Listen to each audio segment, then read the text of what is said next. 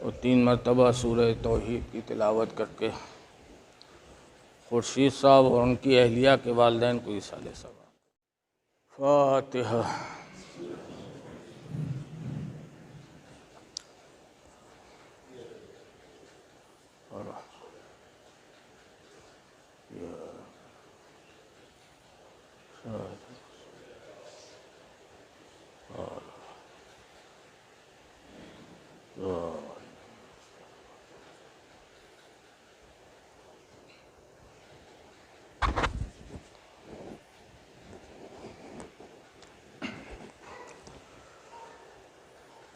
اعوذ باللہ من الشیطان اللعین الرجیم۔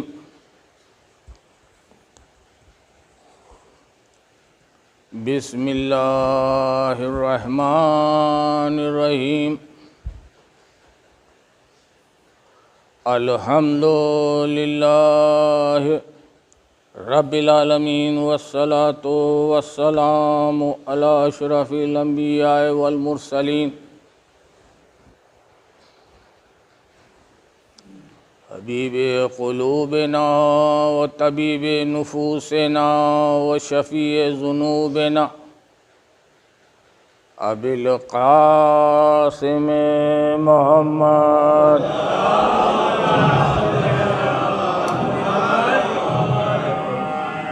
وآلہ الطیبین الطاہرین المعصومین المظلومین ولعنۃ اللہ علی اعدائہم اجمعین من یومنا ھذا الی یوم الدین۔ اما بعد فقد قال اللہ تبارک و تعالی فی کتابہ المبین وَهُوَ أَصْدَقُ الصَّادِقِينَ۔ بسم اللہ الرحمن الرحیم۔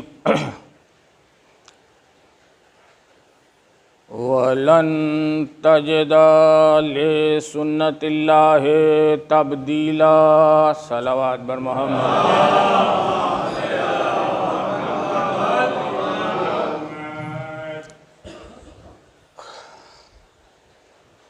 مختصر سی آیت ہے جس کو میں نے اپنا سلام کرام قرار دیا۔ پہلی بات تو یہ عرض کر دوں کہ یہ آیت قرآن مجید میں کئی مرتبہ نازل ہوئی ہے۔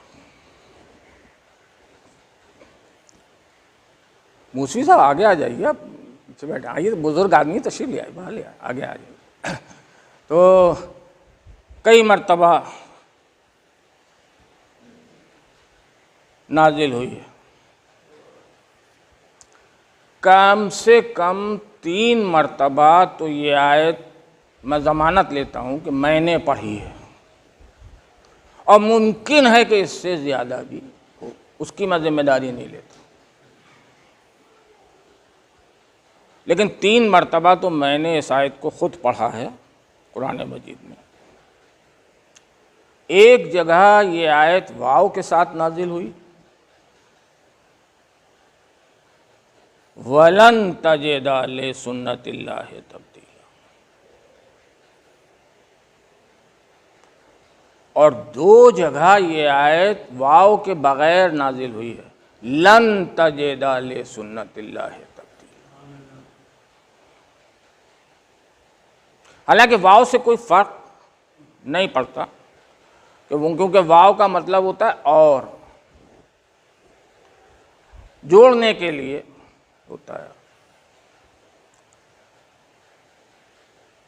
تو اصل آیت وہی بچتی ہے کہ لن تجد لسنت اللہ تبدیلا، واو کا کوئی وہاں اہمیت نہیں ہے، وہ صرف جوڑنے کے لیے ہے اور۔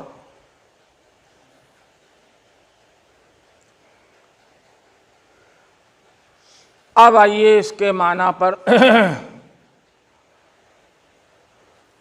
اس سے پہلے کہ میں اس کا ترجمہ پیش کروں آپ کی خدمت میں، اس میں ایک لفظ آیا ہے آیت میں، پہلے اس کو سمجھ لیجئے۔ سنت اللہ لن تجد لسنت اللہ تبدیلا. سنت اللہ جو لفظ ہے اس کے معنی بڑے وسیع ہیں.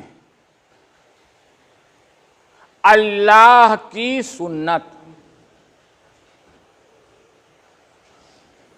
اب اس کے معنی بہت وسیع ہو گئے.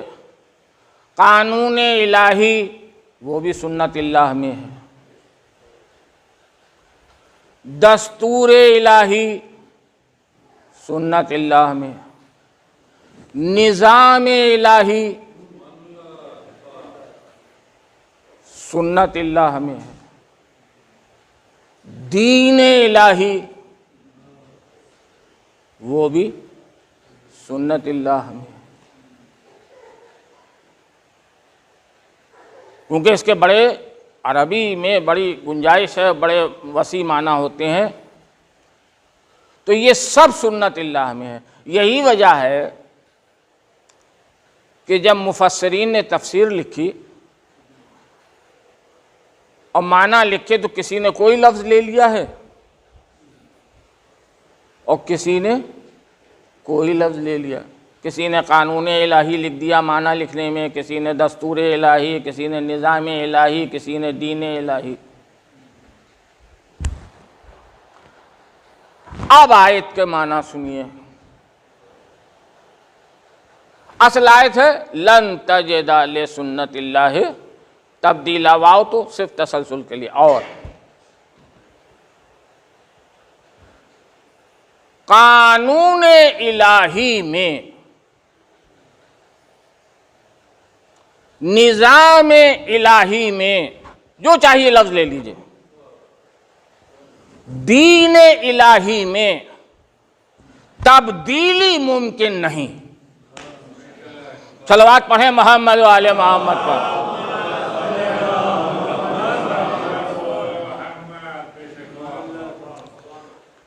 لن تجد لسنت اللہ تبدیلا. قانون الہی میں، دستور الہی میں، جو چاہیے لفظ لے لیجئے، نظام الہی میں، دین الہی میں تبدیلی ممکن نہیں. یہ قرآن کہہ رہا ہے. اچھا، یہ میں آپ سے عرض کر چکا کہ یہ آیت بار بار نازل ہوئی ہے. 3 مرتبہ تو میں نہیں پڑھی ہے قرآن میں، باقی ہو سکتا ہے اس سے زیادہ ہو.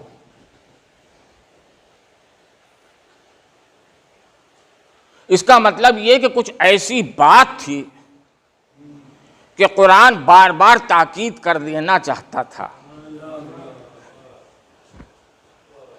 کہ دین الہی میں، نظام الہی میں تبدیلی ممکن نہیں. اچھا، جب قرآن یہ کہہ رہا ہے کہ تبدیلی ممکن نہیں، اللہ کہہ رہا ہے، تو وہ تو تبدیلی کرے گا نہیں.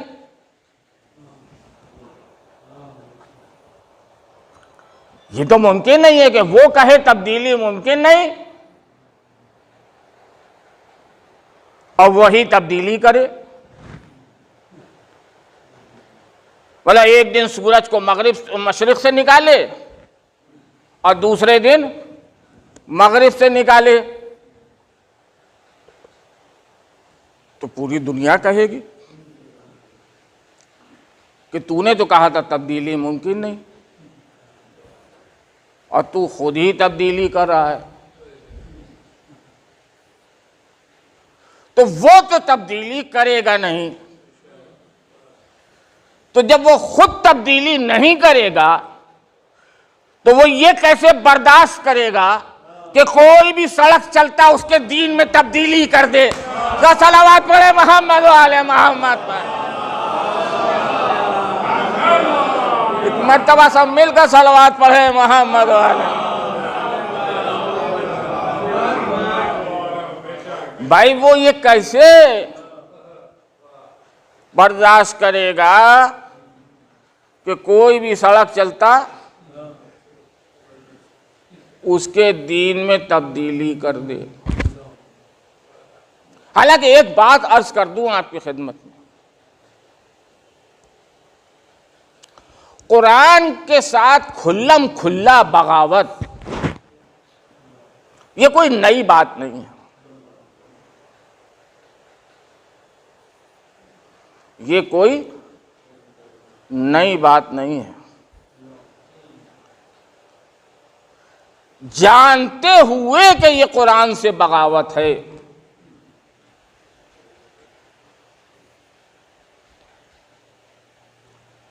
آپ غور فرمائیں، کیا مولانا شبلی نعمانی جیسا جید عالم اس نے یہ آیت نہیں پڑھی ہوگی؟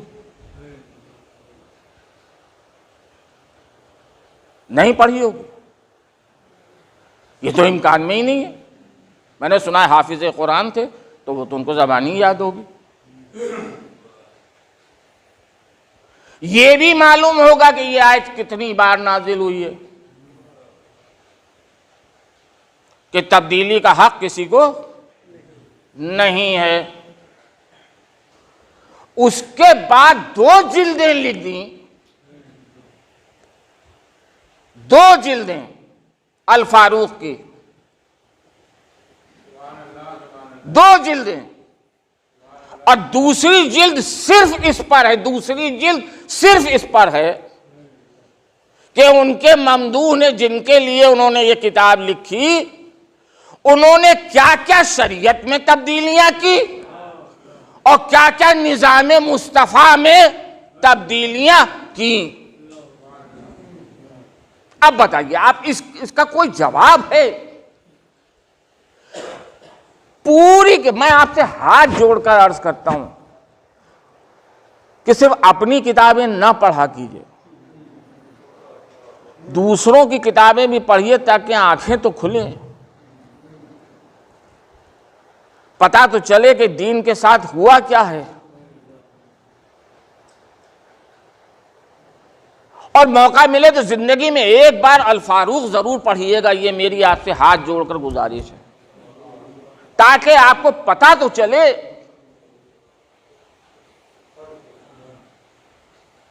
کہ دین کے ساتھ ہوا کیا ہے۔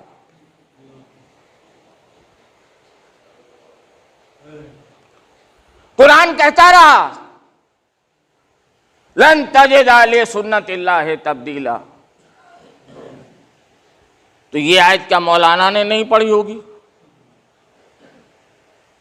اتنا جید عالم، اتنا بڑا عالم، یا یہ آیت ان کے ممدوح نے نہیں پڑھی ہوگی؟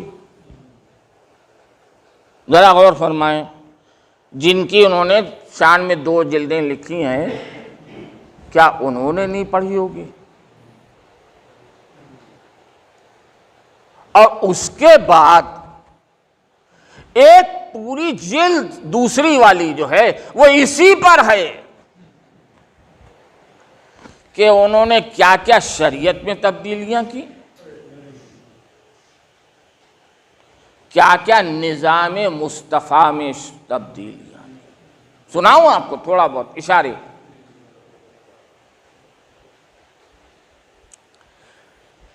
شریعت سے مطلب تو یہ ہے کہ کیا کیا نماز میں تبدیلیاں کی، کون سی نماز بڑھائی اور کون سی گھٹائی،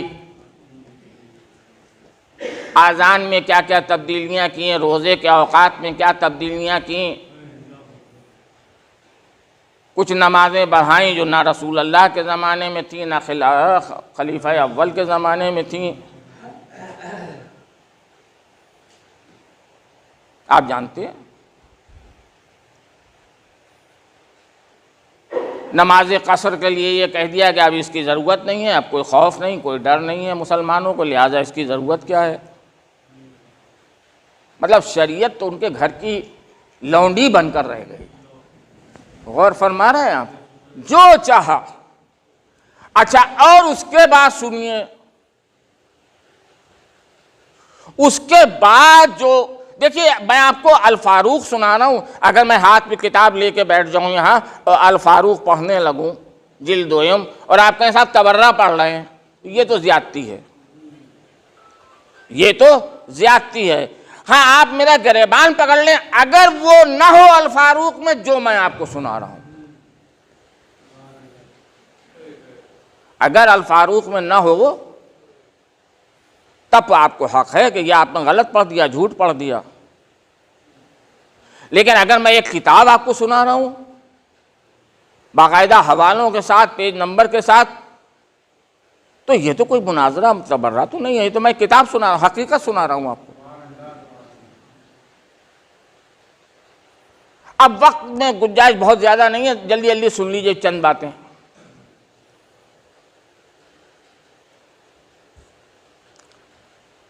مولانا فرماتے ہیں، تقریباً 35 پیج لکھے ہیں اس کے اوپر،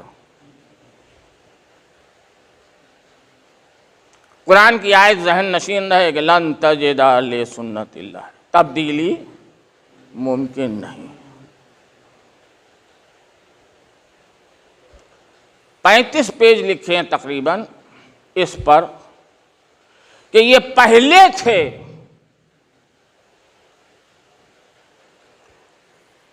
کہ جنہوں نے بیت المال قائم کیا۔ سنیے، ہم بھی مانتے ہیں کہ بیت المال نہ رسول اللہ کے زمانے میں تھا اور نہ خلیفہ اول کے دور میں تھا، نہیں تھا، اور یہی پہلے شخص تھے جنہوں نے سرکاری خزانہ، گورنمنٹ ٹریجری، بیت المال قائم کیا، اور اس کی تعریفوں میں کس حد تک چلے گئے ہیں اور رسول اللہ کو کیا بنا کے رکھ دیا، یہ جملہ تک لکھ دیا کہ رسول اللہ کے تو ذہن میں ہی نہیں آئی یہ بات کہ ایک سرکاری خزانہ ہونا چاہیے جو انہوں نے قائم کیا، اور ان کے ذہن میں آئی یہ بات۔ اچھا، رسول اللہ کے ذہن پر تو ان لوگوں کو ہمیشہ سے شک رہا ہے، کوئی نئی بات نہیں۔ صلوات پڑھیں محمد و آل محمد پر، کوئی نئی بات نہیں، غور فرمائے۔ تو ان کے تو ذہن میں یہ بات آئی نہیں کہ بیت المال اور سرکاری خزانہ قائم کریں، وہ تو انہوں نے، ممدوح نے، ان کے دماغ میں یہ بات آئی اور انہوں نے بیت المال قائم کیا۔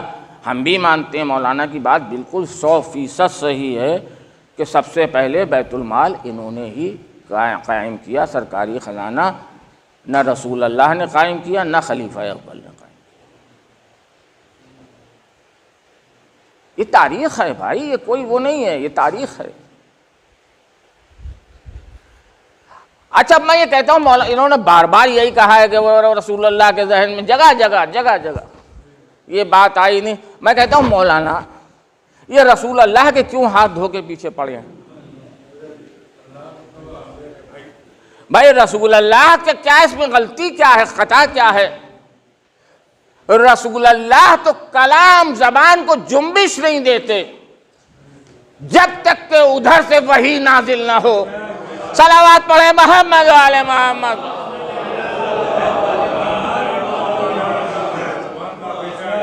ہے تو جبرائیل آتے اور کہتے ہیں اللہ کے رسول بیت المال قائم کیجئے، رسول اللہ قائم کر دیتے، اور اگر اس کے بعد نہ قائم کرتے تو ان کی تب ان کی غلطی تھی بھائی، معاذ اللہ، کہ اللہ کا حکم لے کے آئے جبرائیل اور آپ نے قائم نہیں کیا۔ تو پھر اس میں رسول اللہ کا کیا قصور ہے؟ جبرائیل آئے نہیں، بیت المال کا حکم لائے نہیں، تو رسول اللہ کا کیا قصور ہے؟ تو بھیا اگر کسی کا قصور ہے تو اس کا ہے۔ صلوات پڑھے محمد و آل محمد پر۔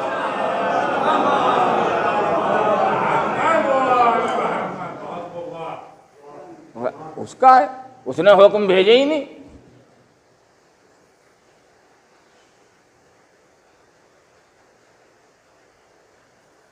کیوں نہیں بیت المال قائم کیا رسول اللہ نے؟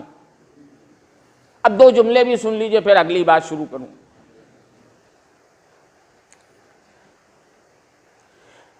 اسلام خزانوں کا تصور ہی لے کر نہیں آیا تھا، نہ ذاتی خزانے نہ سرکاری خزانے۔ اسلام خزانوں کا کوئی تصور لے کر نہیں آیا تھا۔ جہاد کے بعد جو کچھ آتا تھا مال غنیمت، اس کے لیے آپ اچھی طرح واقف ہیں، برابر برابر تقسیم ہو جاتا تھا۔ اور اس کے بعد ایک یہ بھی جملہ پڑھا ہوگا آپ نے کہ جھاڑو پھیر دی جاتی تھی، شاید یہ محاورہ وہیں سے چلا ہو، جھاڑو پھیرنا، کہ جھاڑو پھیر دی جاتی تھی۔ تو جب بھیا جھاڑو پھیر دی گئی اور کچھ بچا ہی نہیں تو پھر خزانہ کاہے کے لیے قائم ہوگا؟ خزانے میں کیا رکھا جائے گا؟ تو اسلام خزانوں کا تصور لے کر آیا ہی نہیں تھا۔ جناب ابو ذر غفاری کا قصور کیا تھا؟ قصور کیا تھا؟ بس یہی قصور تو تھا کہ جب سرکار خزانے قائم کر رہی تھی تو جناب ابو ذر غفاری چوراہے پہ کھڑے ہو جاتے تھے، کبھی کسی چوراہے پہ کبھی کسی چوراہے پہ، اور کہتے تھے کہ جو پہچانتا ہے وہ پہچانتا ہے، جو نہیں پہچانتا وہ پہچان لے کہ میں ابو ذر غفاری ہوں، صحابی رسول۔ اور اس کے بعد ان آیات کی تلاوت شروع کر دیتے تھے جو ذخیرہ اندوزی کے خلاف نازل ہوئی ہیں۔ صلوات بر محمد و آل محمد۔ ان آیات کی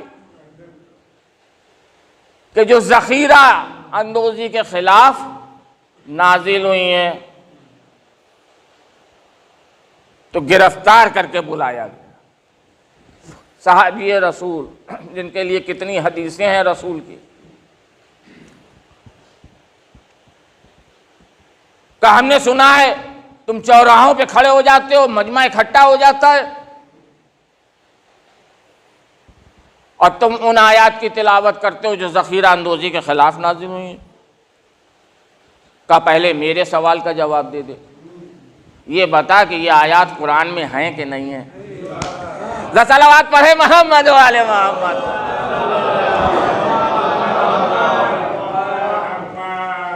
کہاں قرآن میں تو ہیں، تو پھر کہا کہ پھر جو قرآن میں ہیں اور میں تلاوت کرتا ہوں تو اس میں حرج کیا ہے؟ اس میں پریشانی کاہے کی ہے؟ اصل میں یہ جو بیت المال قائم کیا، اب سن لیجئے کڑوی حقیقت، تو جو اس کے پیچھے مقاصد تھے وہ رسول اللہ کے سامنے وہ مقاصد تو تھے نہیں۔ یہ اس لیے قائم کیا گیا تھا تاکہ لوگوں کو خریدا جائے اور علی اور اولاد علی کے خلاف ایک پوری فوج تیار کی جائے۔ یہ اس لیے قائم کیا گیا تھا تاکہ کارخانے کھولے جائیں اور اس میں فرضی حدیثیں گڑھی جائیں۔ یہ اس لیے قائم کیا گیا تھا۔ اور ان فرضی حدیثوں کو، جھوٹی حدیثوں کو جو ان کارخانوں میں گڑھی گئی ہیں، ان کو بازار میں بھیج دیا جائے۔ یہ اس لیے کھولا گیا تھا کہ جو حکومت کے ہم نوا ہیں ان کو مالا مال کیا جائے۔ اب یہ مقاصد رسول اللہ کے سامنے تو تھے نہیں، لہذا رسول اللہ کیوں قائم کرتے بیت المال کو؟ اور پھر سب سے بڑی بات، جب اوپر سے حکم ہی نہیں آیا تو رسول اللہ قائم کرتے بھی کیسے؟ اور سنیے صاحب دوسری بات، کیا بنا کر رکھ دیا دین کو، خدا کی قسم پڑھیے، آنکھیں کھل جائیں گی، آپ کی آنکھیں کھل جائیں گی، پڑھیے۔ ایک پورا پیرلل دین بنا کر کھڑا کر دیا گیا اسلام کے سامنے، نیا دین، اسلام کے مقابلے میں، جس میں وہ کچھ تھا ہی نہیں جو رسول اللہ کے دین میں تھا، اور اس دین کا نام بھی رکھ دیا گیا، آپ مجھ سے بہتر جانتے ہیں، اس دین کا نام تھا سیرت شیخین۔ صلوات پڑھے محمد و آل محمد، ایک مرتبہ صلوات پڑھے محمد و آل محمد۔ جی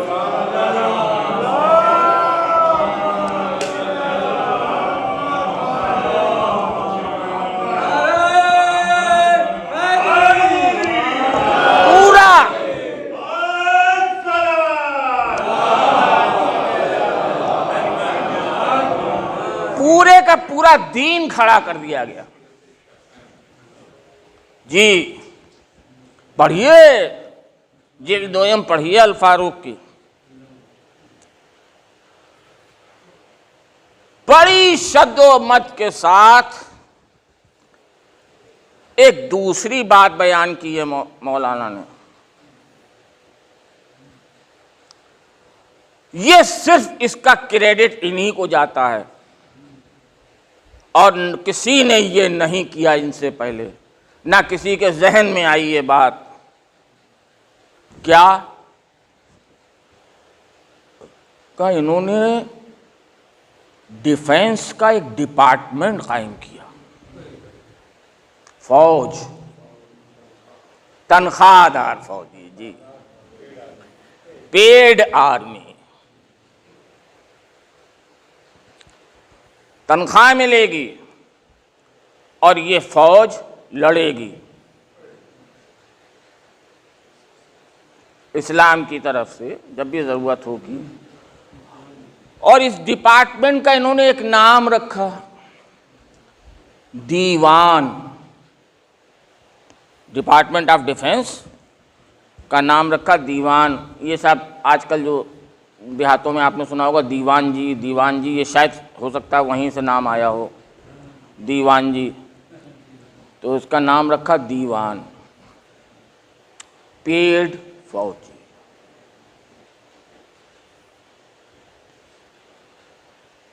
کیا تماشا ہوا ہے اسلام کے ساتھ! دیکھیے اسلام میں جہاد تھا۔ اب سنیں میری بات توجہ سے،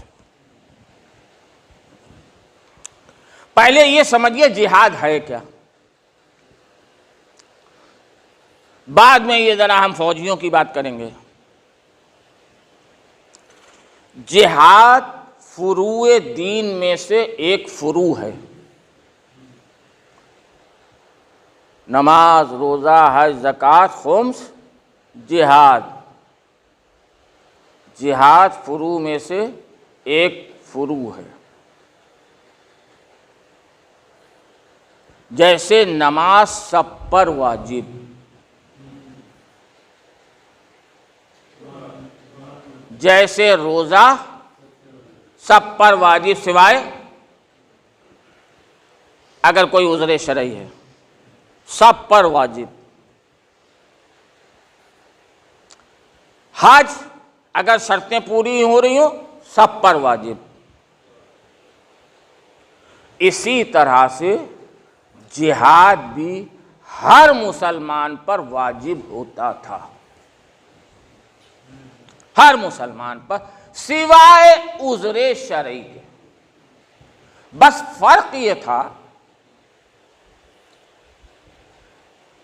کہ نماز عورتوں پر بھی واجب تھی، روزہ عورتوں پر بھی واجب تھا، جہاد عورتوں پر واجب نہیں تھا، ساقط۔ اور ان پر بھی ساقط تھا کہ جن کے پاس کوئی عذر شرعی ہو. عذر شرعی ہو، جیسے کوئی اندھا آدمی ہے تو کیسے جہاد کرے گا؟ معذور ہے، لنگڑا ہے، لولا ہے، معذور ہے، وہ جہاد نہیں کر سکتا، یا بہت بیمار ہے.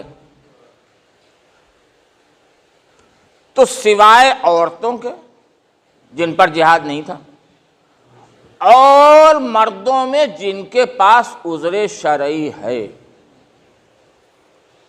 ان کے سوا ہر مسلمان پر جہاد واجب ہوتا تھا. ادھر اعلان ہوا مسجد سے جہاد کا، ہر مسلمان پر نماز کی طرح ہی، روزے کی طرح ہی جہاد واجب ہو گیا. یعنی جہاد، نماز، روزے، حج، ان سب کی طرح ایک عبادت تھی اور عبادت ہے. سننا ہے آپ؟ عبادت، فروع. جہاد سے سزا اور جزا بھی جڑی ہوئی تھی. اگر آپ گئے اور آپ نے جہاد کیا اور قتل ہو گئے تو شہید ہوئے، جنت واجب، شہید کا مرتبہ. اگر آپ قتل کر کے فاتح ہو کے واپس آ گئے تو غازی، ثواب. غور فرمایا آپ نے؟ تو اس کا مطلب جہاد سے ثواب و جواب اور سزا و جزا بھی اسی طرح جڑی ہوئی تھی جیسے نماز اور روزے کے ساتھ. یہ ہے جہاد. اور سنیے،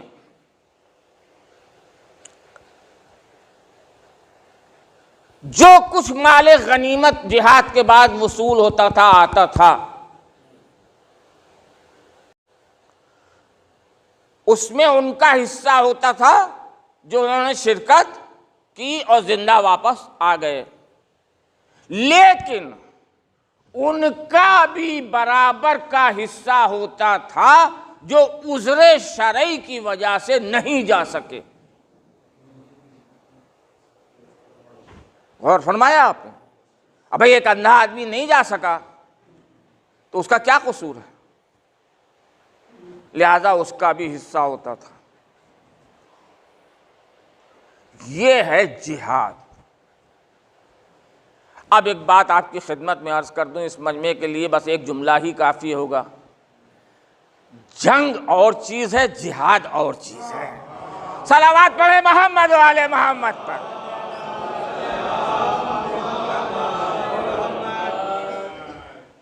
جنگ بادشاہوں کے بیچ ہوتی ہے کسی بھی وجہ سے، اور پیڈ فوجی لڑا کرتے ہیں. یعنی بادشاہ انہیں یا سرکار جو بھی ہے وہ انہیں تنخواہ دیتی ہے اور وہ جا کے لڑتے ہیں. اگر ہندوستان کا ایک فوجی کہہ دے کوئی جنگ چھڑ جائے خدا نہ کرے اور کہ میں تو نہیں جاؤں گا لڑنے، تو اس کی تنخواہ بند ہو جائے گی، نکال دیا جائے گا، نکال دیا جائے گا. تو اس کا مطلب یہ ہے کہ یہ جو جنگ میں وہ لڑ رہا ہے یہ اسلام کے لیے نہیں لڑ رہا ہے، یہ تنخواہ کے لیے لڑ رہا ہے. آپ سمجھ میں آیا؟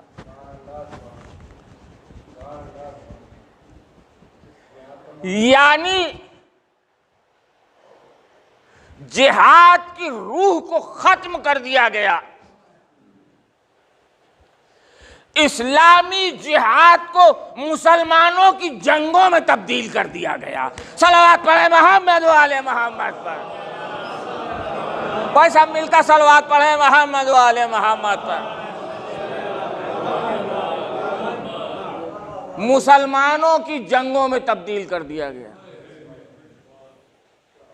یہ جنگیں، یہ فوج کا ڈپارٹمنٹ یہ امپیریلزم کو قائم کرتا ہے،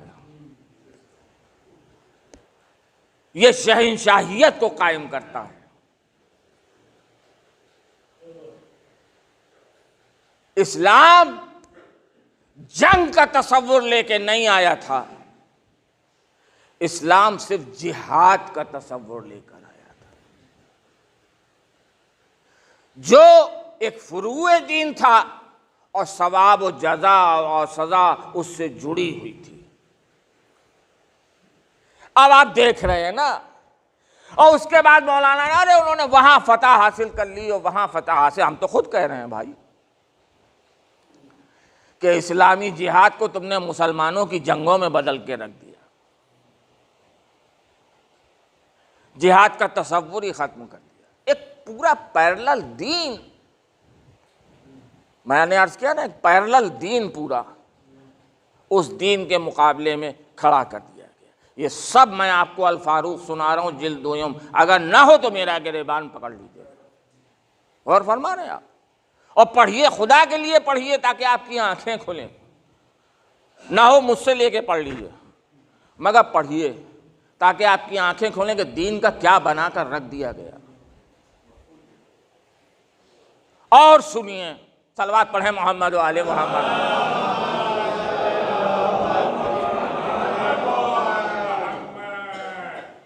مولانا فرماتے ہیں، ہے یہ بھی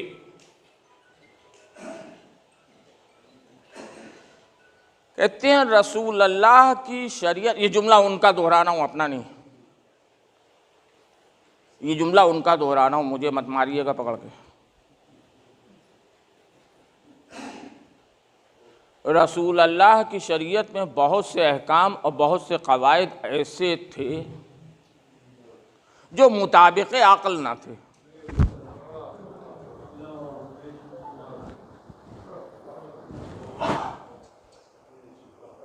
میرا نہیں ہے جملہ، ان کا جملہ ضامن ہوں، ضمانت میری کیا مجال میں ایسا جملہ کہہ سکتا ہوں جو مطابق عقل نہ تھے اور بدلتے ہوئے زمانے کے ساتھ چل نہیں سکتے تھے۔ لہذا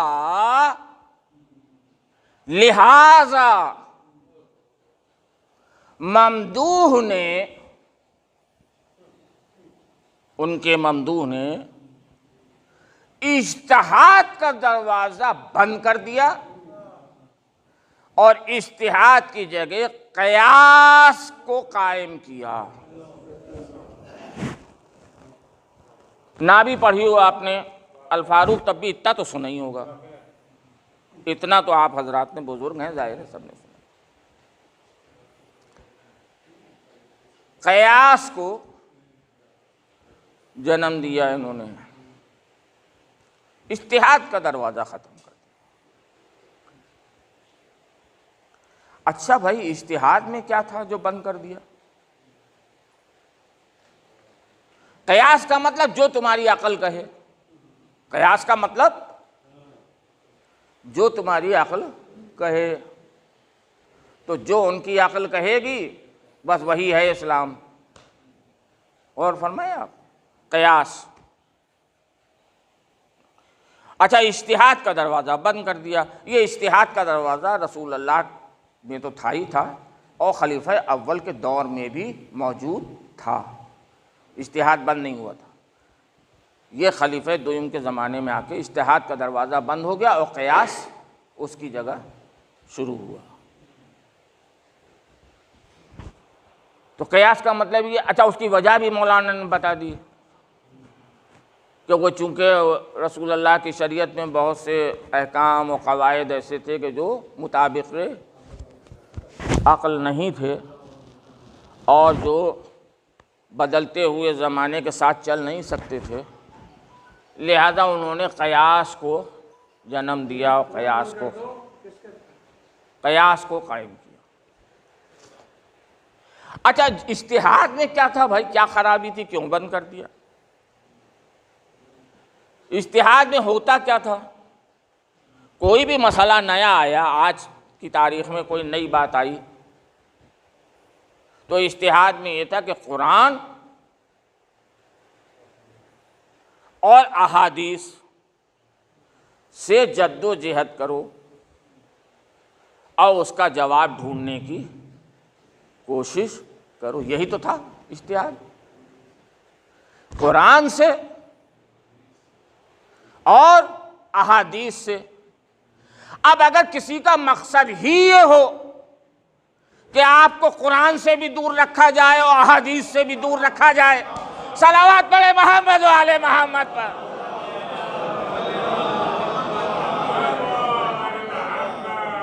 اب اگر کسی کا مقصد ہی یہ ہو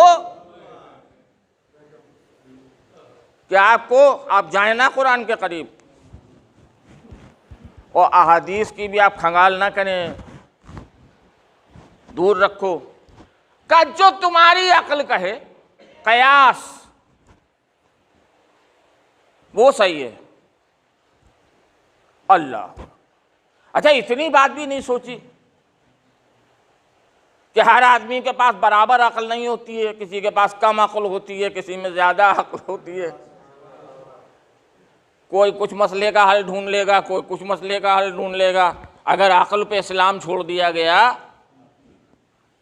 تب تو پھر کیا ہوگا اسلام کا؟ اللہ. اچھا ایک مزے کی بات بتاؤں آپ کو، بہت مزے کی. کا اجتہاد کا دروازہ بند،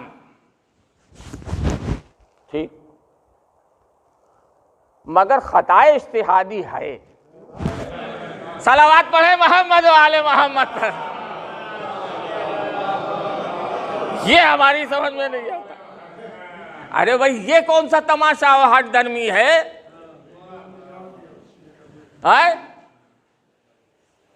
کہ جہاد ختم، خطا اجتہادی ہے. تو جب جہاد ختم تو جب اجتہاد ختم تو خطا اجتہادی بھی ختم. کیونکہ خطا اجتہادی ایک ڈیفینس ہوتی تھی، ایک ڈیفینس. یعنی ایک عالم دین سے آپ نے ایک مسئلہ پوچھا، میں بچوں کو واضح کر دوں بات کو، اور اس عالم دین نے پوری اپنی عقل اور ایمانداری اور نیک نیتی کے ساتھ قرآن میں تلاش کیا اور احادیث میں تلاش کیا، اور اس کے بعد اس مسئلے کا حل اس نے بتا دیا. لیکن اس نے جو جد و جہد کی اس کے اجتہاد سے کہیں کچھ خطا ہو گئی. اس سے نہیں ہوئی، اس کی نیت نہیں، اس کی نیت خراب نہیں تھی، اس نے بالکل نیک نیتی کے ساتھ اجتہاد کیا، لیکن اس کے اجتہاد سے کہیں خطا ہو گئی. وہ کسی لفظ کے معنی صحیح نہیں سمجھ پایا یا کیا ہوا، کہیں اس کے اجتہاد سے خطا ہو گئی. یہ قابل معافی ہے. اس کو کہتے ہیں خطا اجتہادی. تو جن جن کو خطا اجتہادی کے ذریعے معاف کیا مسلمانوں نے، معاف کیا مسلمانوں نے، ان سے یہ کہا کہ وہ علی خلیفہ وقت ہیں یا نہیں ہیں، اس اجتہاد میں ان سے خطا اجتہادی ہو گئی. کس کو؟ جنگ جمل میں جو 30,000 مسلمان کھڑے تھے، کیا ان کو معلوم نہیں تھا کہ علی خلیفہ وقت ہیں کہ نہیں ہیں؟ 30,000 مسلمان کھڑے ہیں اور 1,20,000 مسلمان صفین میں کھڑے ہیں تلوار کھینچے ہوئے، اور دونوں جنگوں میں سب ملا کر 1,10,000 مسلمان قتل ہوئے. 90,000 صفین میں مارا گیا. اب اس وقت میرا یہ موضوع نہیں ہے، ورنہ میں عرض کرتا آپ کی خدمت. 90,000 صفین میں مارا گیا اور 20,000 جنگ جمل میں مارا گیا. 1,10,000 مسلمانوں کا خون بہہ گیا اور آپ نے خطا اجتہادی کہہ کے معاف کر دیا. اور پھر معاف کرنے کا حق تو داور محشر کو ہے. آپ نے داور محشر کا کام بھی اپنے ہاتھ میں لے لیا۔ خیر، تو اجتہاد ختم، خطائے اجتہادی ہے وہ نہیں ختم ہوئی، وہ تو بات تک چلتی رہی۔ اب آپ غور فرمائیں، آپ دیکھ رہے ہیں جو میں تصویر آپ کے سامنے میں نے پیش کی کہ ایک پورا نیا دین، ایک پیرلل دین، سیرت شیخین جس کا نام ہے۔ یہی تو وجہ تھی کہ جب تیسرے خلافت کے وقت علی کے سامنے آئے ہیں پیشکش لے کے کہ ہم آپ کے ہاتھ پہ بیعت کرنے کو تیار ہیں، دو شرطیں ہیں۔ کیا آپ سیرت نبی پر، قرآن پر عمل کریں گے؟ کہا بے شک کروں گا۔ سیرت نبی پر؟ ہاں بے شک کروں گا۔ اور سیرت شیخین پر عمل کریں گے؟ آپ سب جانتے ہیں، کیا عرض کروں میں آپ کے سامنے؟ انہوں نے کہا ہرگز ہرگز نہیں کروں گا، ہرگز ہرگز نہیں کروں گا۔ اگر سیرت شیخین مطابق سیرت نبی ہے تو اس کی شرط الگ رکھنے کی ضرورت نہیں ہے، اور اگر وہ مطابق سیرت نبی نہیں ہے تو میں قابل قبول نہیں ہے۔ صلوات بر محمد و آل محمد پر۔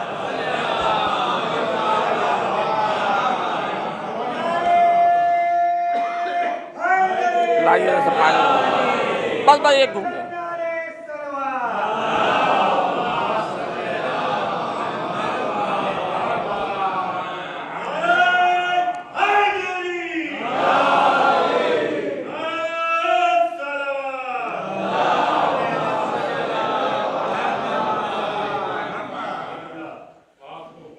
تو اگر یہ سیرت شیخین مطابق سیرت نبی ہے تو پھر اس کی الگ سے شرط کیوں ہے؟ اور اگر یہ سیرت نبی سے ہٹ کر کوئی چیز ہے تو وہ میرے لیے قابل قبول نہیں۔ تاریخی واقعہ ہے، میں کچھ اپنی طرف سے تو نہیں کہہ رہا ہوں بھائی، آپ سب پڑھے جانتے، سب جانتے ہیں۔ بس اب 5 منٹ میں ایک آخری بات اور سن لیجئے اور اس کے بعد ربط مسائل، اس کے بعد وقت ہی نہیں رہا میرے پاس، مطلب 1 گھنٹہ ہونے کو ہو جائے گا۔ پھر 77 پیج میں مولانا نے بڑی شد و مد کے ساتھ ایک تھیوری کو بیان کیا کہ یہ تھیوری کے موجد یہی تھے، اور یہ تھیوری انہی کی ایجاد کی ہوئی تھی، اور انہوں نے اس تھیوری کے ذریعے جیسے معاملات کو صاف کر دیا۔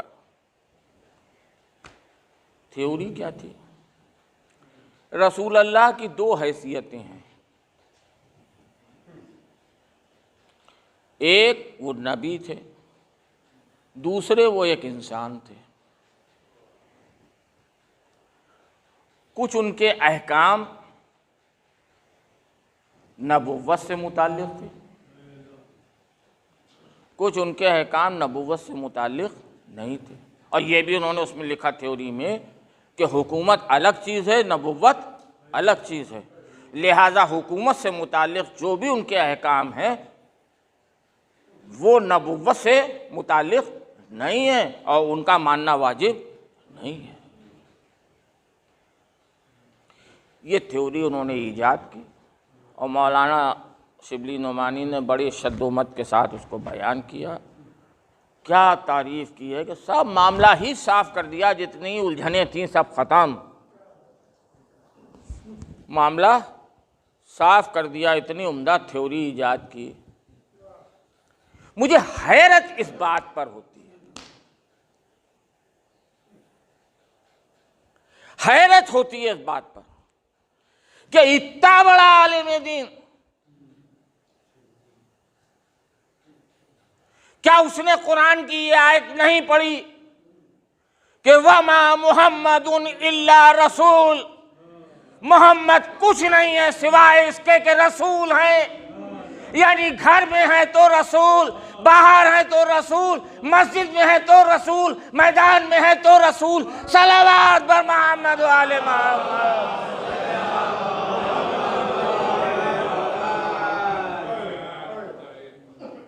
اتنا بڑا عالم دین، اور اس نے یہ آیت نہیں پڑھی کہ وما محمد الا رسول، آیت قرآن کی۔ دیکھو کوئی شک نہ کرنا، محمد کچھ نہیں ہے، ما محمد کچھ نہیں ہے، الا رسول سوائے اس کے کہ رسول، سوائے اس کے کہ رسول۔ یہ پوری تھیوری اس لیے ایجاد کی گئی تھی کہ جو کچھ احادیث، جو کچھ سیرت اہل بیت سے متعلق ملے، وہ سب دائرہ نبوت سے باہر، باپ تھے، نانا تھے، دائرہ نبوت سے باہر، اور اہل بیت سے ہٹ کر جو کچھ ملے ہمارے کام کا، وہ سب دائرہ نبوت میں۔ یہ تھیوری ایجاد کی، مگر خدا کی قسم اللہ نے بھی، جس نے آیت نازل کی تھی کہ وما محمد الا رسول، اس نے کہیں سے کوئی گنجائش ہی نہیں چھوڑی، کرو بٹوارا کرو، رسول سجدے میں ہیں، حسین پشت پر ہیں۔ صلوات پڑھے محمد و آل محمد۔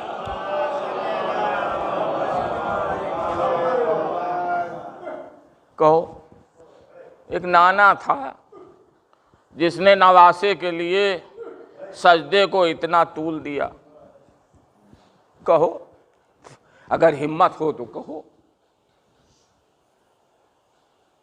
70 مرتبہ، اتنا طولانی سجدہ۔ اور جب سجدہ ختم ہوا تو لوگوں نے گھیر لیا، اے اللہ کے رسول کو وحی نازل ہو رہی تھی کیا؟ جبرائیل آئے تھے؟ کوئی آیت آئی تھی؟ تو رسول کا نہیں ایسا کچھ نہیں ہوا، میں جب سجدے میں گیا تو حسین میری پشت پر آ گئے تھے۔ ادھر جبرائیل و میکائیل آ کر کھڑے ہو گئے اور حکم لے کے آئے تھے جب تک اپنی خوشی اور مرضی سے حسین پشت سے اتر نہ جائے،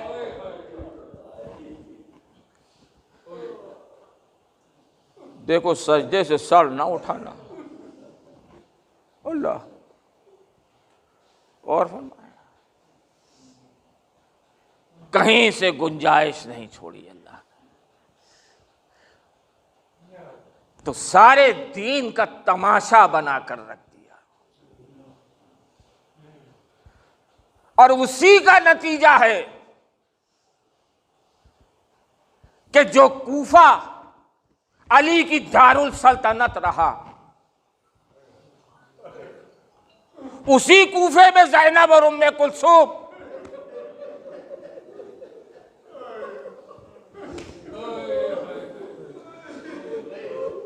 بے مقرع چادر۔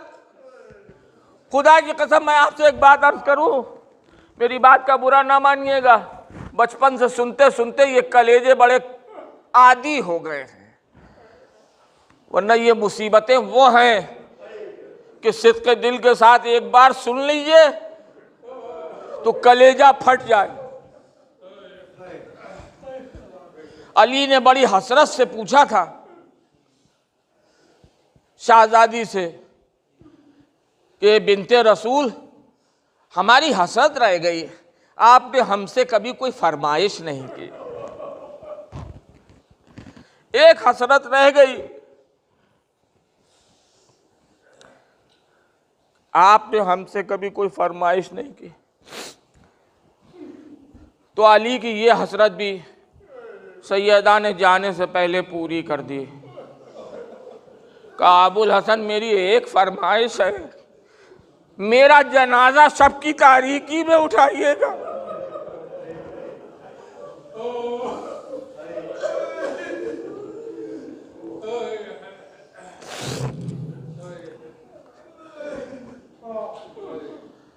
تاکہ میرے جنازے پر نامحرموں کی نگاہ نہ پڑے۔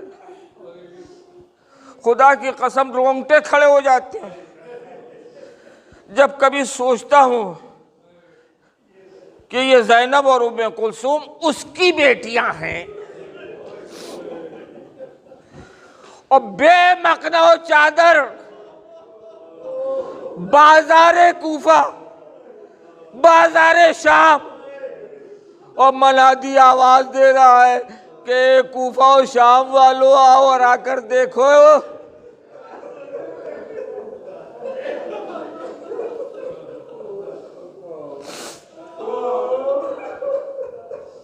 اللہ اکبر،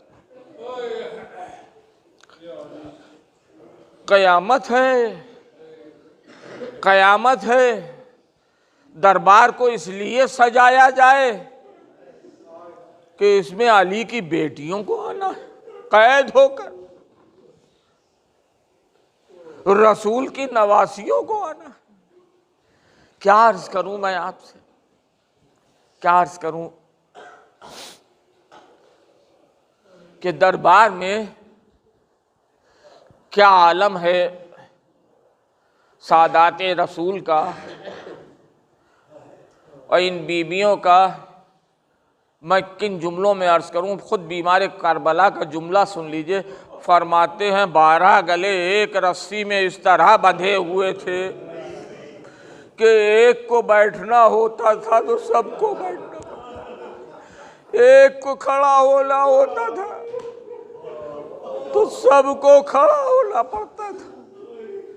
اللہ 12 گلے۔ خود یزید لعین نہ پہچان سکا یہ کون ہے۔ اس عالم میں زینب اور ام کلثوم کو لایا گیا ہے۔ اس نے شمر سے مخاطب ہو کر کہا کہ شمر، میں نے تجھ سے کہا تھا کہ تو علی کی بیٹیوں کو قید کر کے لانا، رسول کی نواسیوں کو قید کر کے لانا۔ اس کے بعد جو اس نے جملہ کہا ہے وہ میں دوہرا نہیں سکتا۔ اہل بیت کا احترام مانے، یہ تو کن کو قید کر کے لایا ہے؟ شمر نے ہاتھ سے اشارہ کیا، ہاذائی زینب، ہاذائی ام کلثوم، میں نے تیرے حکم کی تعمیل کی ہے۔ یہ زینب، یہ ام کلثوم، یہ حسین کی بچی سکینہ ہے۔ بس یہ سننا تھا کہ یزید نے کہا اچھا،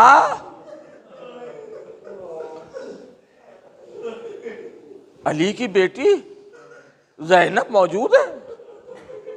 کہا موجود ہے۔ کہا میں کچھ بات کرنا چاہتا ہوں، بات کرنا چاہتا ہوں۔ اللہ اکبر، یہ جملہ پورا ہی ہوا تھا کہ ایک شیر کی سی دہاڑ گونجی، دہاڑ گونجی۔ کہے لعین تیری اتنی ہمت ہو گئی کہ تو رسول کی نواسی سے بات کر، تیری اتنی مجال ہو گئی کہ تو حیدر کرار کی بیٹی سے بات کرے۔ بس یہ سننا تھا کہ یزید کو غصہ آیا، کہ یہ ہے کون، یہ کون عورت ہے کہ جس نے اس لب و لہجے میں ہم سے بات کی۔ شمر نے کہا یہ در سیدہ کی کنیز فضہ ہے۔